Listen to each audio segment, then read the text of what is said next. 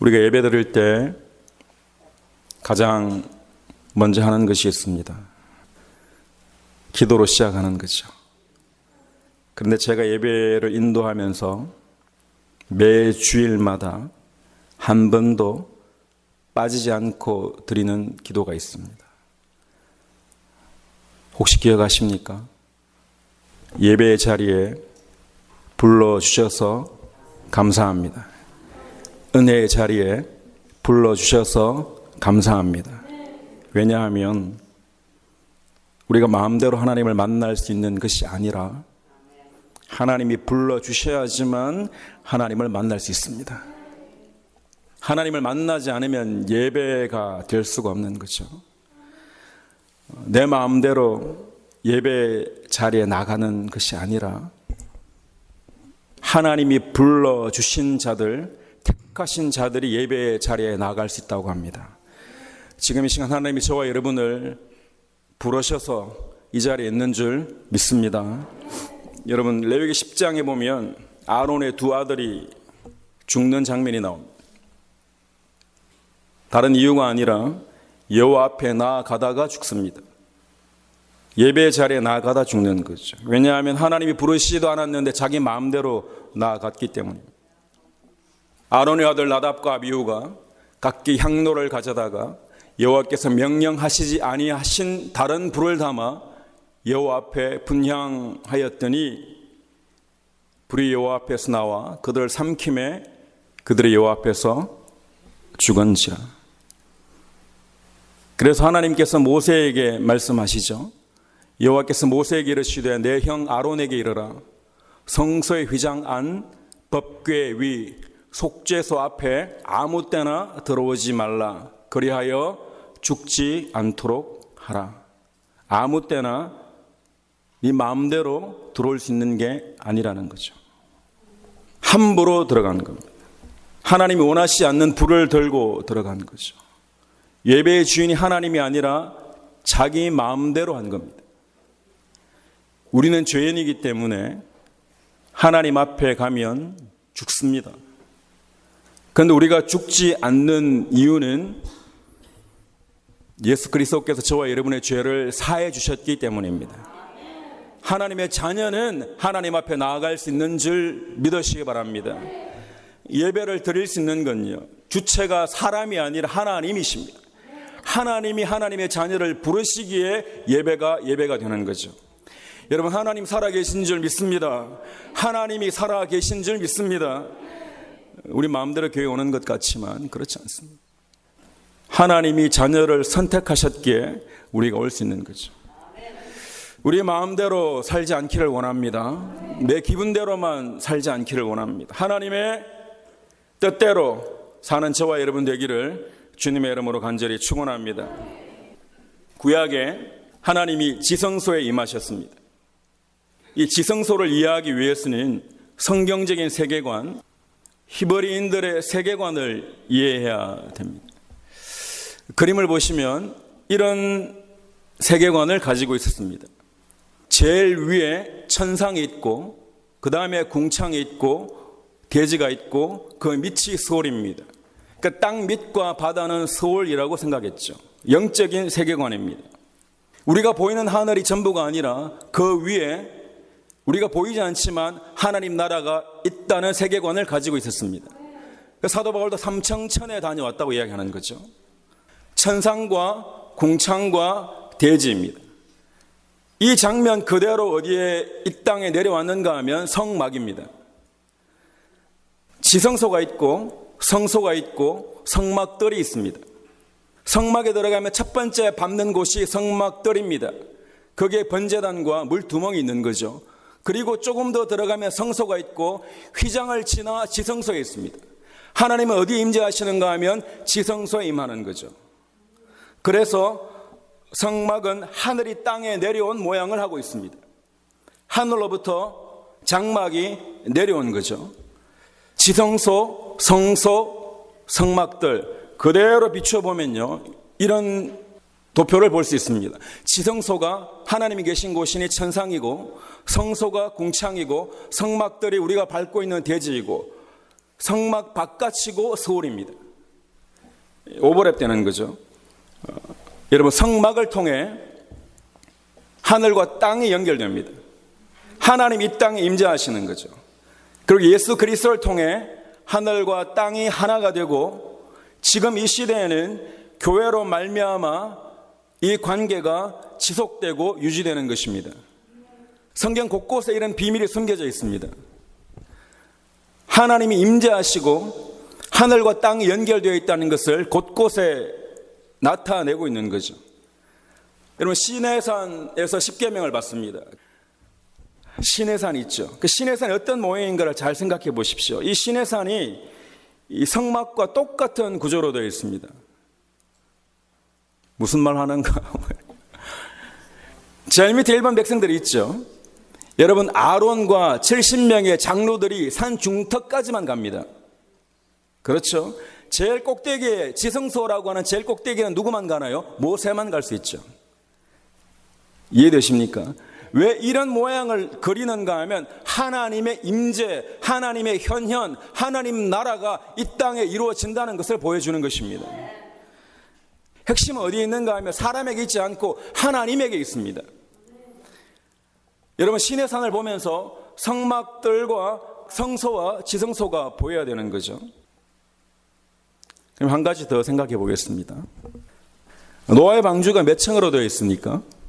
주무시는 분에게 제가 질문을 하겠습니다. 노아의 방주가 몇 층으로 되어 있나요? 3층으로 되어 있습니다. 5층이면 조금 더 많이 실을 수 있을 건데 왜 3층인가요? 그렇죠. 성막들과 성소와 지성소, 하나님의 임재, 하나님 나라를 상징하기 때문에 그런 거죠. 노아의 방주가 3층이라는 건요, 그냥 아무렇게나 지은 게 아니라 하나님 나라가 이 땅에 임했다는 것을 의미하는 거죠. 하나님이 노아의 방주에 함께 하심을 상징하는 것입니다. 여러분, 노아의 방주는 이 방주가 얼마나 튼튼하게 만들어졌느냐, 무슨 장비를 썼느냐에 초점이 있지 않습니다. 여러분, 어디에 초점이 있는가 하면 하나님이 함께 하시더라는 겁니다. 여러분의 삶 가운데 어떤 모양이 있느냐가 아니라 하나님이 여러분과 함께 하시기를 축원합니다. 하나님이 함께 하시는 게 중요합니다.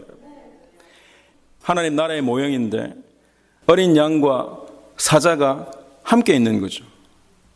여러분, 방주 만들 때 사자를 가둘 우리를 만들려고 하신 적이 한 번도 없습니다. 왜 그런가요?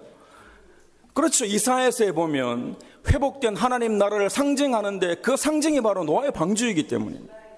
여러분, 하나님이 함께 하신 곳이 하나님의 나라인 줄 믿으시기 바랍니다. 여러분 가정이 하나님과 함께 하시기를 축원합니다. 하나님이 주인 되시는 거죠. 에덴 동산도 실제로는 마찬가지입니다. 여러분, 에덴 동산 중앙에 뭐가 있나요? 선악을 알게 하는 나무가 있죠. 성소 중앙에 언약 궤가 있는 것과 정확하게 일치합니다. 그래서 동산 중앙에 있고 동산이 있고 동산 밖에 있는 거죠. 굳이 이 구조를 표현해야 되는 이유가 바로 하나님이 그곳에 함께 하시더라는 것을 우리에게 보여주시는 겁니다. 그렇다면 뱀은 어디에서 오는가요? 뱀은 동산 밖에서 들어온 겁니다. 죄가 들어오지 못하도록 지켜야 하는데 지키지 못한 거죠. 아담이 첫 번째 대제사장이 되어서 그것을 지켰어야 하는데 오히려 넘어간 겁니다. 이 죄는 하나님이 해결해 주셔야 됩니다. 하나님만이 유일하게 죄를 해결해 주시는 분이죠. 그래서 구약 성경에 보면 이 죄를 해결하기 위해서 대속죄일이 있습니다. 7월 10일이 대속죄일입니다. 왜 7월이냐? 이스라엘 백성들은 7월 1일이 첫째 날입니다. 나팔절이죠. 그래서 7월 10일 대속죄일 이 날에 한 해 동안 지었던 모든 죄를 사함받는 날입니다. 지성소에 누구만 들어갈 수 있는가 하면 대제사장만 들어갈 수 있습니다. 1년에 단 하루 들어갑니다. 하루 들어가지만 한 번 들어가는 것이 아니라 3번 혹은 4번입니다. 첫 번째는 향을 피우기 위해서 들어갑니다. 왜냐하면 하나님이 그곳에 임재하시는데 자신이 노출되면 죽기 때문입니다. 번제단에 있는 수치로 향로에 담아서 그곳에 향을 피웁니다. 보이지 않도록 하는 거죠. 미드라시 같은 데 보면 어떻게 기록되어 있는가 하면 그룹 위에 두 날개가 보이지 않을 때까지 향을 피웁니다. 아무것도 보이지 않을 때까지. 그리고 나오는 거죠. 자, 그리고 두 번째는요. 대제사장 자신과 자신의 권속의 죄를 빌기 위해서, 쉽게 이야기합시다. 대제사장 자신의 죄를 먼저 사함받아야 됩니다.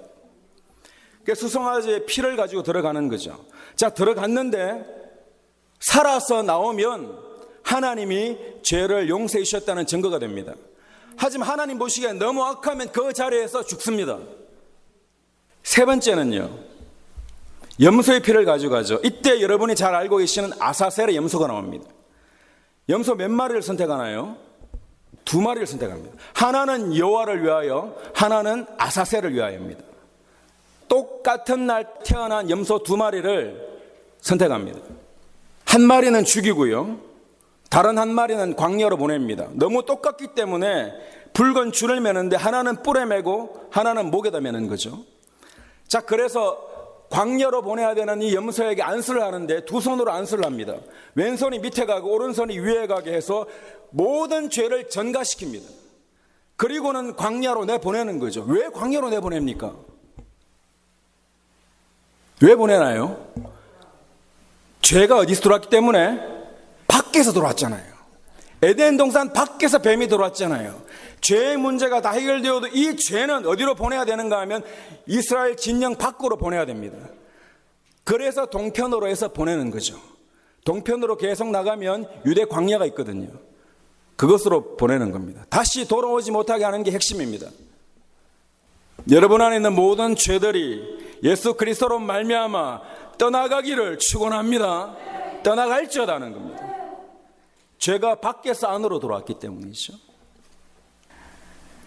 예수님께서 십자가를 지시고 어디로 가십니까? 우리의 모든 죄를 다 지시고 영문 밖으로 가시잖아요. 영문 밖으로 나가셔야만 했던 이유가 바로 여기 있습니다. 그 존귀하신 분이, 그 거룩하신 분이, 그 완전하신 분이 우리의 모든 죄를 다 가지시고는 십자가를 지시고 영문 밖으로 가십니다. 히브리서 13장 12절에 보면 그러므로 예수도 자기 피로서 백성을 거룩하게 하려고 성문 밖에서 고난을 받으셨습니다. 이제 모든 백성들이 대제사장이 나올 것만을 기다립니다. 대제사장이 살아서 나오면 자신들의 죄는 용서함 받는 겁니다. 그런데 대제사장이 살아서 나오지 못하면 이스라엘 백성들의 죄를 하나님이 사하시지 않으셨다는 거죠. 긴장되는 순간입니다. 드디어 대제사장이 휘장 사이에서 살아서 나오면 하나님이 우리를 용서하셨구나 하는 거죠. 그 대제사장이 바로 오늘 본문에 예수 그리스도가 대제사장이 되셨다고 하시는 겁니다. 예수님이 친히 우리의 대제사장이 되셔서 하나님 앞에 가신 거죠.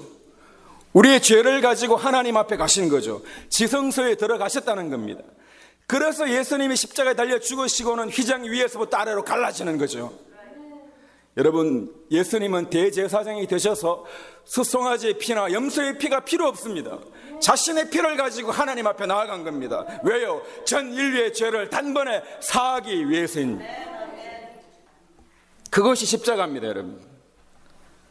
여러분, 그렇다면 우리의 죄가 정말 용서받았는지 어떻게 압니까? 여러분 죄가 용서받았는지 어떻게 아나요?